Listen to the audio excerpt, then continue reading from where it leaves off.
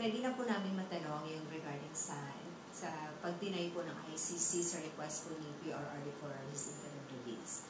And in follow-up na rin po dyan, mayroon pong survey ang SWS saying na 50% of the Filipinos believe that PRRD should be held accountable po. Yes. I will reserve, kasi merong appeal ang lawyers ni President Duterte for the ICC, ay meron silang appeal doon sa denial ng interim release at pending yon. So gusto ko lang antayin yung lumabas ang desisyon ng korte doon sa appeal ng defense team ni dating Pangulong Rodrigo Duterte. Pero yung initial na pag-deny, how was it doing for me?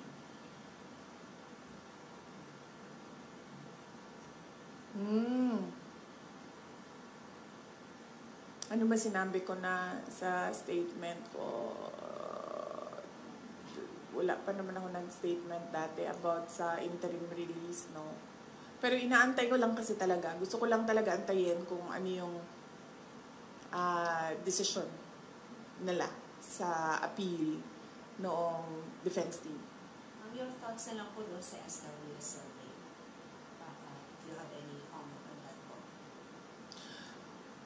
Well, assuming na truthful and faithful yung data doon sa survey, it is not useful dito sa ating bansa dahil hindi naman dito sa bansa natin nangyayari yung kaso. So, I guess that is for the ICC court to think about if at all pinagbabasihan yan nila. Kasi kung ano-ano na lang yung... Ay, sorry, hindi ko pala mag-comment sa ICC. So, yun. Not useful for the Philippines since hindi naman dito nangyayari yung trial ni Pangulong Duterte. James, one more on that please. Ma'am, yung reso po ng Senate, ma'am, yung supporting the house arrest of the former president po. Yes.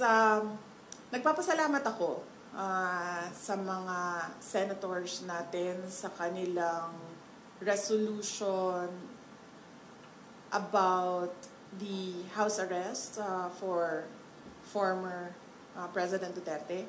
Dahil yun din ang pakiusap noong defense team ni dating Pangulong Rodrigo Duterte na siya ay mabigyan ng interim release at ang setup nun ay parang isang house arrest at yun din ang sentiment ng karamihan for humanitarian purposes dahil he's an 80-year-old ailing and frail person.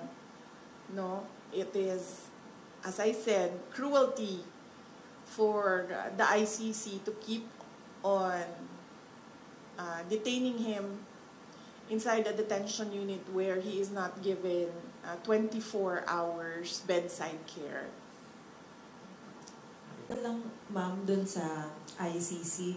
Ma'am, because of the denial of the interim release, nagpe-prepare din ba tayo na baka sakali doon na po magpasko ang dating Pangulo? Ano po yung magiging plano ng pamilya? Oh yes, oo.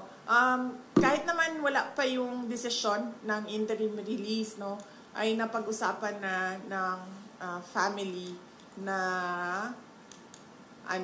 na merong pagpapalit-palitan ng pagbibisita doon sa kanya sa detention unit. So, meron ng mga relatives on deck at merong scheduling sa kanilang pagbisita. Basically, visit lang talaga. So, there's no chance for him to, alam mo yung typical Filipino Christmas na may salo-salo, makakasama yung pamilya. So, it's not gonna happen.